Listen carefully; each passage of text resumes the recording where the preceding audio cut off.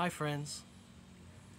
I thought it would be a very good idea to remind everybody how important it is that we all have our immune systems operating at peak potential, highest optimization as we enter into what feels like another round of whatever they've concocted and are launching next. Whoops, did that slip out? Anyway, no matter what your stance on that is, nobody could argue against the optimization of our immune systems and to do that proactively and preemptively and consistently. So first, I want to say that within 10 minutes or 15 minutes, you could find out all you really need to know about what you can eat and things you can do and things you can avoid that will serve the optimization of your immune system. Let's start with some things you can eat. First and foremost, turmeric. Also turmeric, as well as turmeric, and lest I be remiss, turmeric. P.S. Turmeric. Turmeric is a medicine of the gods. It was used in India for 5,000 years as a medicine before it was even incorporated into their culinary ingredients in cuisine, etc., such as curries. Turmeric is a very, very, very powerful herb. And the more raw and fresh you can eat it or juice it or get it in you one way or another, make a tea or juice it or dice it up and eat it, put it in your food, the fresher and more raw it is, the better. If you simply, absolutely cannot get turmeric from any Asian or Indian or even regular, grocery store around you, then you can purchase powdered form, which would be sold as curcumin. I would recommend Vitacost.com. That's all you ever need, and their prices are great, and their shipping is often free. Vitacost, like vitamin, but Vitacost.com, or else wherever you want. But that's what I would suggest if you need a place to look at. Curcumin is the active ingredient in turmeric. Turmeric is a very powerful immunobooster. It also decalcifies the pineal gland, which is great. That's a nice touch. And it also greatly reduces inflammation of every kind, most notably arthritis. And I am amazed at how many people I have recommended this to that said, well, I don't know, I'm on 7 or 8 different pharmaceuticals. I better check with my doctor to make sure this turmeric stuff you're talking about isn't harmful. Okay. Anyway, what can you do? So, turmeric. You can put it in your juicer. I recommend a pinky-sized portion when you make it as a tea or if you juice it. That's probably a bit much for your cooking, but maybe you want to dice that up and get it in you. And no, it doesn't taste good at all. It tastes pretty awful. So, on its own. So here's an idea. Mix some peanut butter and honey with minced turmeric in it, and that'll be easy to get down. Put it on a peanut butter and jelly sandwich. Hide it in there. Oh, I can't do that. Okay, juice it. If you have a juicer, throw it in with some sweet fruit juices like mangoes and apples and things. And put it in your cooking a little bit. Warning, it will stain everything it touches. Your cooking, your chopping board and all that, so just keep that in mind. Sorry, we have a twice-a-year slight breeze here today, so the camera's moving just a little bit. So anyway, that's turmeric. In almost the exact same description falls ginger. Ginger is magnificent. I personally always preferred Marianne. But ginger is in the same category of turmeric. Perhaps you like the taste of ginger a bit more. It's not quite as potent as turmeric, but put it right there in the same category. Juice it, make tea with it. Eat it raw, dice it up, mince it, just get it in you. You can put ginger in more of your cooking than you think, okay? So just get it in you, okay? Here's an idea. I'll give you a recipe for a tea that you can make. And again, we're talking about roughly a pinky or maybe a finger's length of turmeric and ginger, and then put like 2 or 3 of those anise or anise stars that you buy that smell like licorice. Put like maybe 2 of those in there, and then either some fresh lemongrass, especially the bulbous area at the end, the root of the lemongrass. And if you can't do that, then some dried citrus peel is a good substitute, or put both if you can. And boil yourself up a nice kettle of hot water, and then pour it over those ingredients that are all sliced up thin and nice. Okay, you want as much surface area as possible, and we're not boiling this, we're just pouring pre-boiled water over it. And then let that steep until it turns dark brown. And then add honey as much as you feel is right for you, and stir it up, and you can drink it at any temperature. And guess what? Then you can make another pot with the same ingredients. If you stretch it, you might even get 3. Okay? And, you know, start making that a regular drink. Here's another drink you can make that's really easy, that's also very good for you. Slice up a cucumber, squeeze 1 full lime, and crush a handful of fresh mint.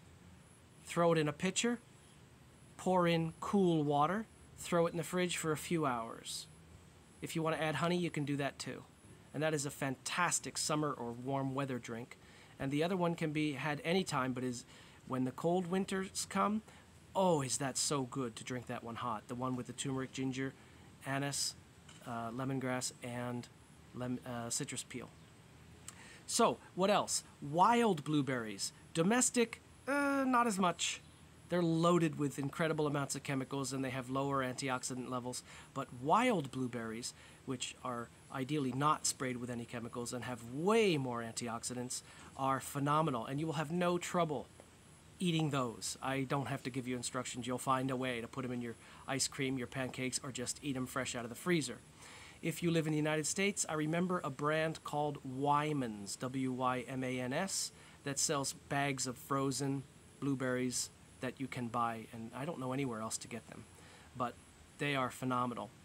I'll also mention walnuts, which are really good for your brain, and in their whole form look like a brain, and maybe that is a signal. Fresh green vegetables, especially cruciferous vegetables, which means like broccoli, cabbage, Brussels sprouts, kohlrabi, things like that. In general, the closer you can eat to the sun, the better, and the closer you can eat locally, the better, and the fresher you can eat. So in an ideal situation, you step out of your home and you pick fresh organic vegetables out of your garden and eat them there raw. You can't do better than that.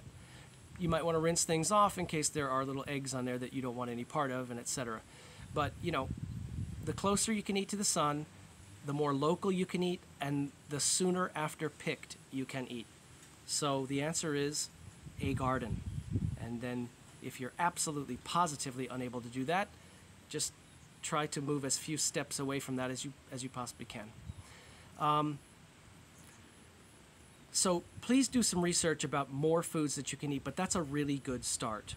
I'm trying to remember the name of that berry, that red berry, that dried red berry that is also so good for you, and now I can't remember the name. Somebody knows what I mean. But anyway, geez, I'm sorry, I forgot the name of that. I apologize. But what else you can do is make sure that you are getting consistently regular, good, uninterrupted, restful sleep. Yes, I know how hard that can be for a lot of us, especially parents with young kids, people working multiple jobs. I know. Please do all you can to get as much good, uninterrupted, consistent sleep as you can. Drink lots of pure drinking water from a clean source, as much as you can. Keep your body flushed out as much as you can.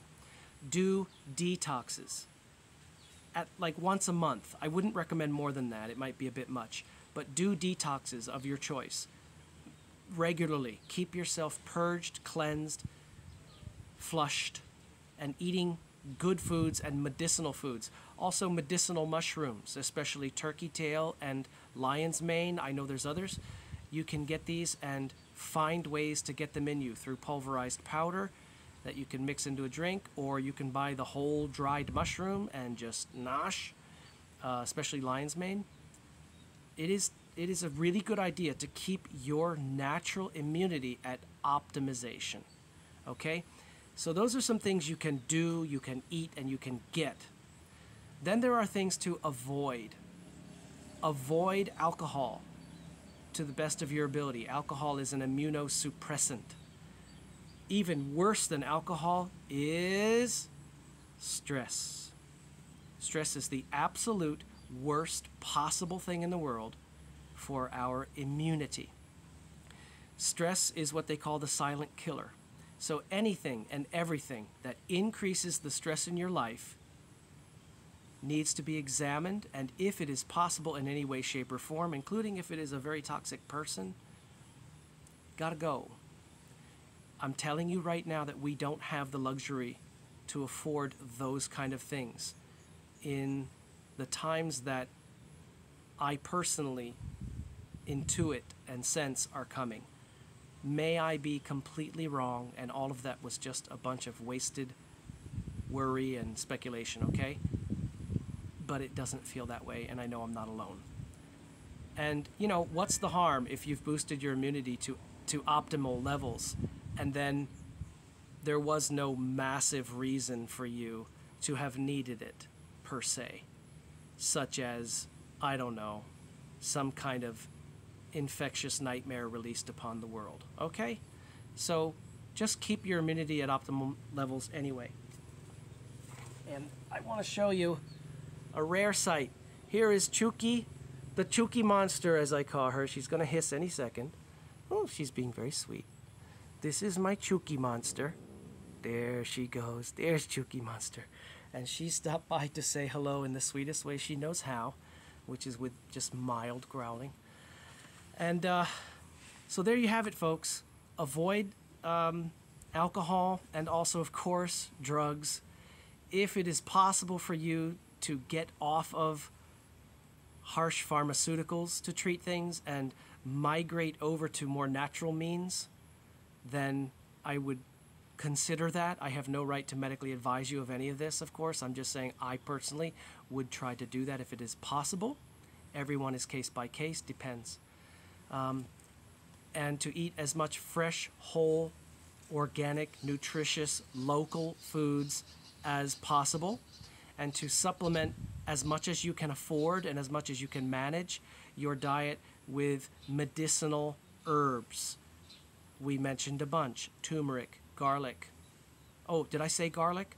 Garlic is fantastic for your health. It's also going to boost your libido, so watch out for that.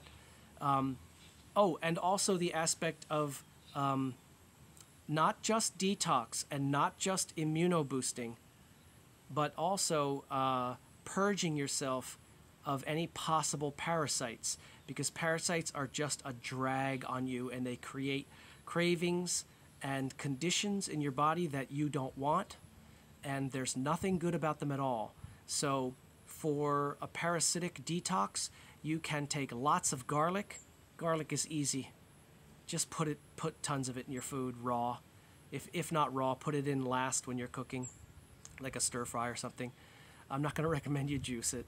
And also black walnut shells, black walnut hulls, you can buy in a powdered capsule. And also wormwood, pulverized wormwood powder in a capsule.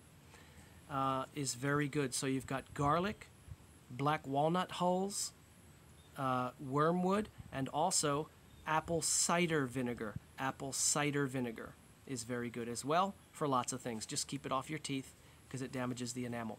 So boost your immunity and keep it at optimal rates. Do a parasitic purge for any parasites that may be in you. 2/3 of humans have them. And then do a detox regularly. You can do whatever one you want. Look up your favorite. And take the medicinal immuno-boosting herbs regularly. Put them in your food, juice them, make a tea, whatever. I have a recipe in the description for you for a tea that is very simple, and I think you're going to love it. And it is especially good in cooler weather, but you can take it any time. And I found it when I lived in Hawaii. I found it from a Brazilian lady. So some Brazilian woman many, many years ago taught it to a Dominican guy who then shared it with this American guy who lives in Thailand and has now shared it with you. That's pretty much around the world. So make use of it, and my friends, be prepared, be safe rather than sorry, and if you do encounter an illness in the future, perhaps it will be to a much lesser degree for a much lesser amount of time.